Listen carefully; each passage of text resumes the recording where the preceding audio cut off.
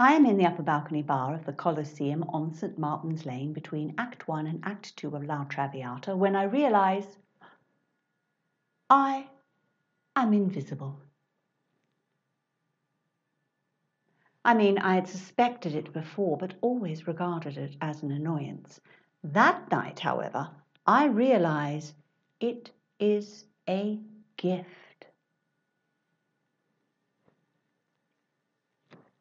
I suppose, if I am brutally honest, I know that outwardly at least I could be described as a nondescript little woman in middle age. I mean, how many times have I waited in hotel lobbies or doctor's surgeries completely ignored, as the receptionist speaks on the telephone or stares at a computer screen. Then another client appears and, oh, they are seen to immediately. I'm the first one to arrive at the Colosseum bar. I am gasping for a gin and tonic. But I'm still waiting to be served when the rest of the upper balcony audience piles in behind me.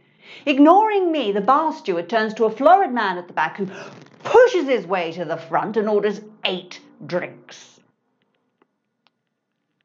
It takes ages for them to be poured and loaded onto a tray. It is at this moment that I decide to use my gift. Whilst the florid man's attention is focused on paying, I slip my hand around one of his gin and tonics and I'm away like a will-o'-the-wisp through the crush. I am enjoying the opera, but my upper balcony seat is narrow and uncomfortable, and there is a horizontal metal bar in front of me at eye level. My neck aches from contracting to look below it or stretching to look above.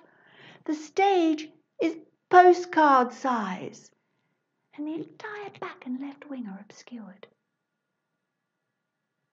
I do notice, however, a few individual empty seats in the stalls.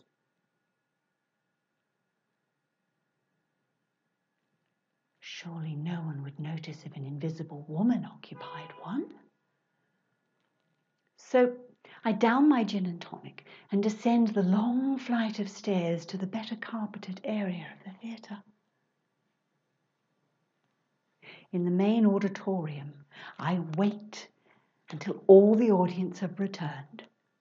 And then just as the curtain goes up, I quietly assume a vacant seat.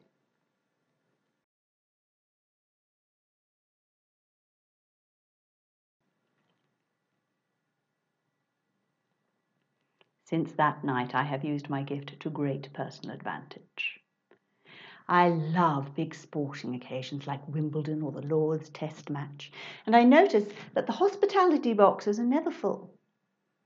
So I buy myself a grounds ticket and take an empty seat. On long-haul flights, I book myself an economy seat, wait until the drink and the first meal have been served, and then promote myself to business or preferably first class, where I cover myself with a blanket and sleep undisturbed.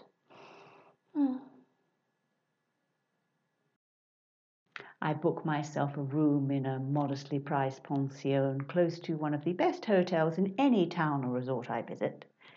I usually have to spend a day or two observing, but soon I am enjoying 5-star breakfast, lunch and dinner, not to mention full use of the swimming pool, sunbeds, jacuzzi, complimentary towels and shower gel. There is always someone you can see racking up a huge bar bill, and I just listen out and then quote their room number when challenged. I always travel first class on trains, and if I'm ever feeling a little bit down and in need of a restorative treat, I simply slip into a nice wedding reception or gala banquet.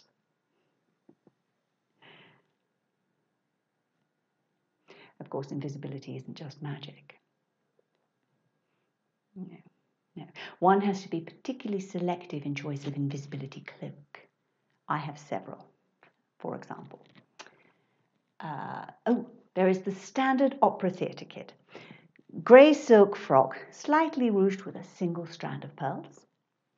For Wimbledon, I wear a small floral print, very home counties, with a white handbag and open-toed sandals. But for Lords, and some of the more traditional ex-colonial hotels abroad, one is expected to wear low-heeled court shoes. Perhaps you will criticise me for the greed that has led to my current discomfort. Why was I not content with my modest, gratuitous luxuries? But you see, I am an intelligent woman. I have a first-class honours degree. Even in my student days, there were embryonic intimations of my gift. I recall having to force my way through the crowd to the notice board displaying the degree results. My name is at the top of the list, and the rest of the students are pointing to it in puzzlement, saying, "Who is that?"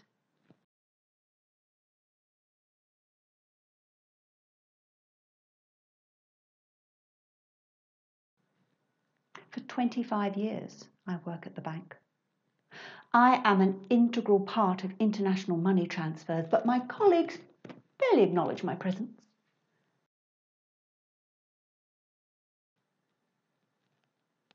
I suppose it is because I'm in breach of my trust as a bank employee that the judge has sentenced me so harshly. That and the fact that there's 300 million euros still unaccounted for. Oh, they're always so much more vindictive if they can't get their money back.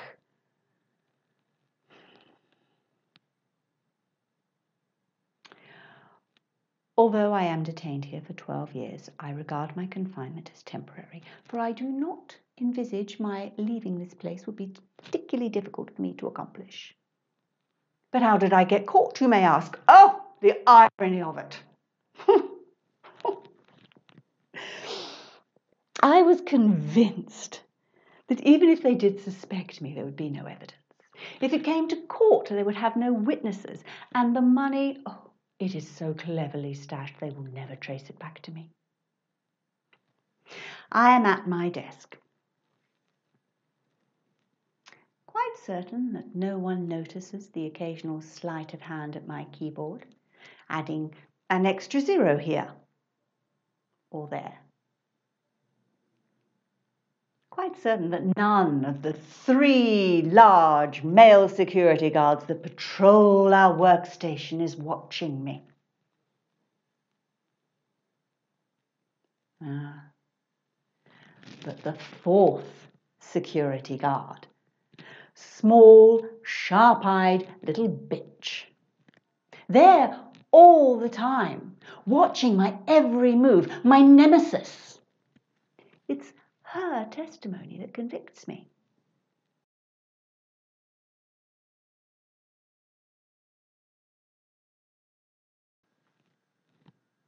I didn't see her.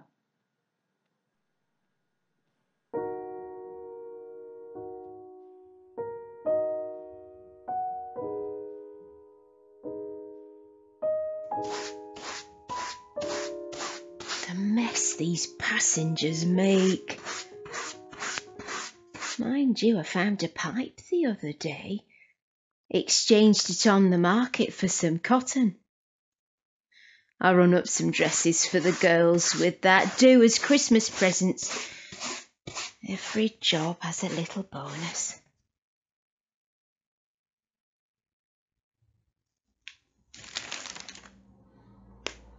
They're still talking about it. What happened? Who's to blame? Fire damp, they call it round here. Other people call it methane. Either way, it caused an explosion. 39 gone, just like that. Everyone's still reeling from it 2 months on. What a Christmas. Some of those men hadn't even reached the age of 20. I don't know what to say to Evie. She lost her lad. What can you say?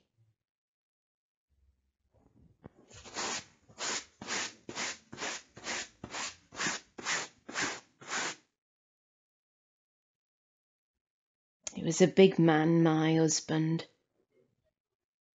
Quiet at home. A presence. You could sense him.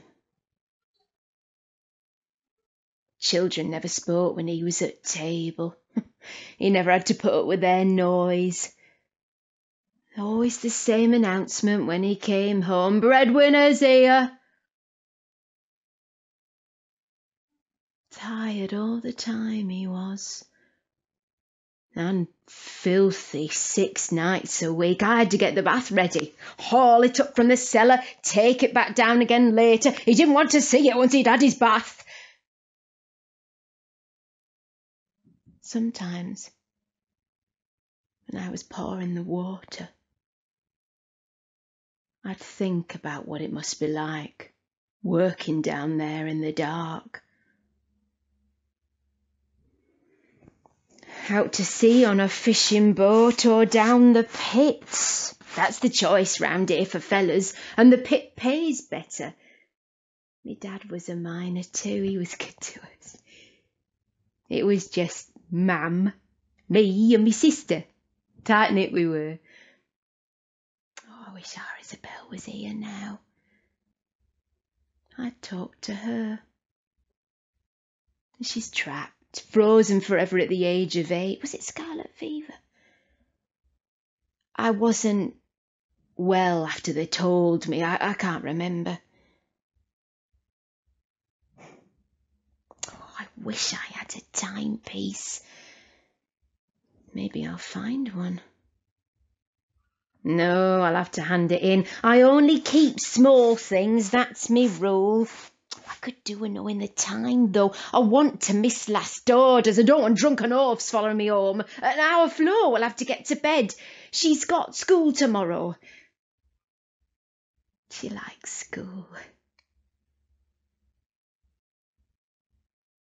Your husband, they would say. The stories he tells as us in bits he does. Well, I never heard them stories. He preferred the company of men, liked laughing with them, working with them, fighting with them. A Bernacle champion he was. I went along once to one of the fights. I wasn't sure, but people told me it was all good-natured. As soon as I arrived, I wanted to leave. They were all standing round. No boxing ring, just a big crowd in a circle. You could taste the fear, smell the bloodlust.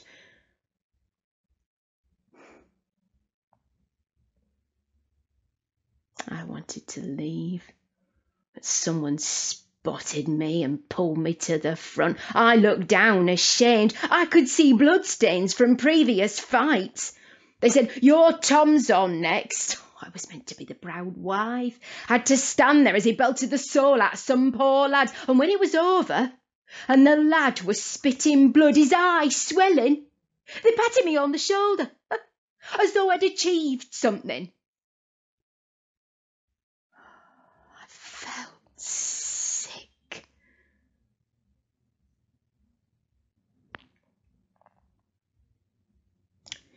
I'm a widow now. A colliery widow. I've got my name in the paper. People have been sending money for widows and children. I believe it when it's in my hand. I need it though. I can't make ends meet. I stand and I nod and I accept their condolences, their sympathy for the children. But in my heart, there's a dark, secret place. Coal black it is and cold, cold as the depths of the earth, and in that place I'm thankful, so thankful for that fire damp, that pocket of gas which ignited. I took him away.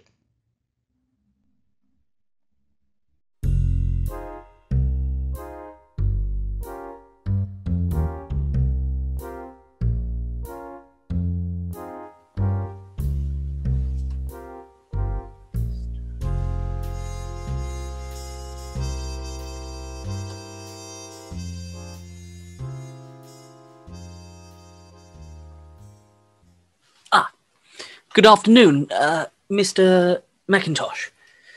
This is Robin Woodruff, commissioning editor for radio drama at BBC Radio 4. Oh, of course. Mac. Now then, you'll no doubt remember that you recently submitted a radio play to BBC Writers' Room. Well, you'll be interested to hear it made a significant impression over there. So much so that it was forwarded to me. Now, I don't usually consider unsolicited material, but considering the gravity and, dare I say, probable popularity of the subject matter, as well as the obvious quality of the writing, I'm delighted to inform you we would very much like to produce your play on Radio 4. Absolutely. However, I do have one small concern. Don't worry. It's not insurmountable. Nothing a few cuts here and there won't sort out. You see, Mac, I'm well acquainted with our target audience here at Radio 4. They're not as hip as you and I. Let me talk you through a typical day in the life of a Radio 4 listener. She gets up after a short lie-in. They are generally retired, albeit having taken an early retirement. She throws on some Marks and Spencer's clothes, eats a breakfast of what used to be toast and marmalade she used to buy at Sainsbury's, but now she pushes the boat out and shops a multi-grain muesli in Waitrose. While listening to Radio 4, naturally, she flicks through the Times or the Telegraph, perhaps lingering over the last-minute travel deals to what once would have been Malta or Madeira, but now, increasingly, is proving to be Goa, Cuba, and Bangkok. She may be branching out culturally, but her feet are still firmly buckled in her Clark sandals, so to speak. Thank you, Mac. No self-respecting commissioner would be without their demographical studies. Oh no, don't get me wrong. I'm sure your play will really speak to our audience. I have no doubt that it will both inform and entertain. The thing is, Mac, you're going to have to lose the swearing. Yes, I know it's a play about a young man with Tourette's syndrome, and as I said, it's a fine subject matter. I'm not objecting to the topic, just some of the language. Yes, I am well aware spontaneous expletives are part. Yes, it may well be an authentic warts and all portray. I assure you, Mac, our target audience do not take kindly to smut. If only the main character didn't swear so much, we'd have no problem in producing the play. Surely, Mac, there is more to Tourette's than just the profanity. What about the facial tics, the involuntary spasms? Yes, it is a radio play, that's a fair point. In its current form, though, I'm afraid there's no way we'll get it past Joanna, our head of broadcasting. She's already expressed great concern at your choice of words. Perhaps if we agreed to tone down the language. For example, if we changed this fuck to make love, and this shit breath to a more palatable dog breath, she'd be altogether more up for it. I'm not convinced it would lose any of its integrity, Mac. I do understand there is a certain level of humour to this condition. Yes, I'm sure Tourette sufferers do laugh at each other's tics. But here at the BBC, We operate under some very strict guidelines. We could well get taken off air.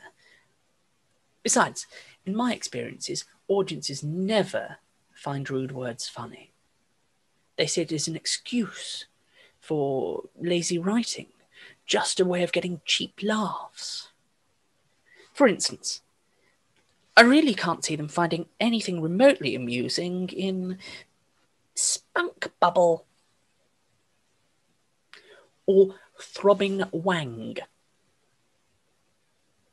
And I'm afraid this clown-tossing cocknose is just not going to impress anybody. Oh, that's the spirit, Mac. Let me call up Joanna and see if I can get her to agree to at least some of the absolutely necessary expletives. I'll be straight back to you. Be right back. Speak later. There we go.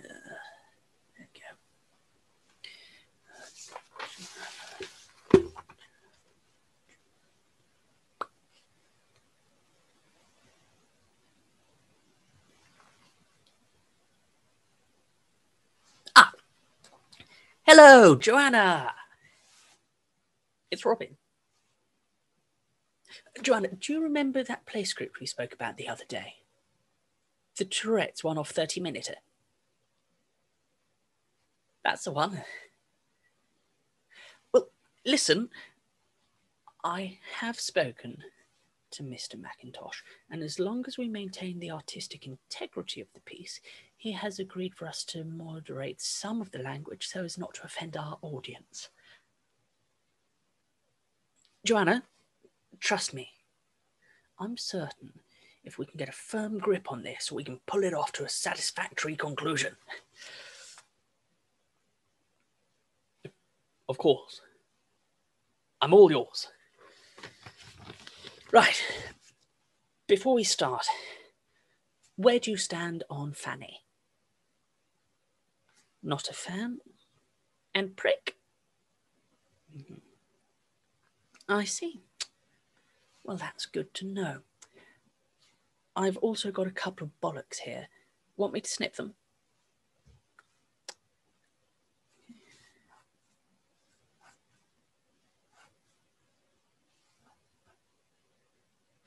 Now, Joanna, if I may be so bold, you're being a tad too nervous. I'm sure a few carefully juxtaposed arseholes never offended anyone. Just the odd hairy muff could really titillate our listeners. Yes, that's a good point. We may need to trim that as well. Yes, I'm very aware this is no laughing matter. The very last thing I'd want is to underestimate or alienate our audience, but I'm sure even our audience wouldn't be shy of group sex and would be quite at home with taking it up the arse or something similar.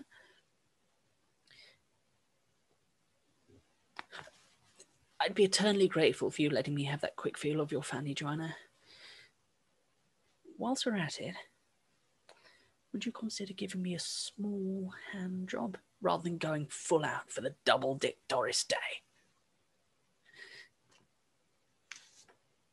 Right, so if you'd rather we stick to real terms, I assume you'd be up for cunnilingus. I can see where you're coming from, but I'm sure 2 cocks wouldn't be too damaging. I mean, we have to keep Mr. Mackintosh happy too, Joanna. Otherwise, I fear he may pull out altogether. Look, Joanna, if you'd let me just slip 1 cock in, I'd happily take a rain check on the rancid twatted zombie orgy. I tell you what, how about we take it out, and we can always stick it back in later. That sounds reasonable, as long as I can have a wank straight after.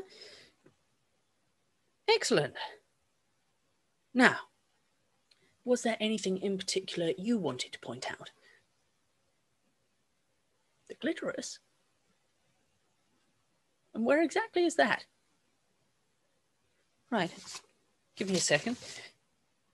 No, I'm sorry, Joanna, I can't seem to find it. Oh, yes, got it. Oh, would you look at that? Anyway, there are definitely some things I'd prefer to be taken out myself. That inflatable butt plug doesn't sit comfortably with me, and I'm afraid we're really going to have to lose all traces of the menstrual cycle. Period. Well, I'd rather not let the pace drop, especially with being so close to an explosive climax. Perhaps if I can just make that a multiple orgasm for you, Joanna, I'll love you and leave you. Yes, yes, yes, yes, yes, yes, yes. Oh, fantastic, Joanna. Right. If you're happy, I'm happy. Okay. Bye.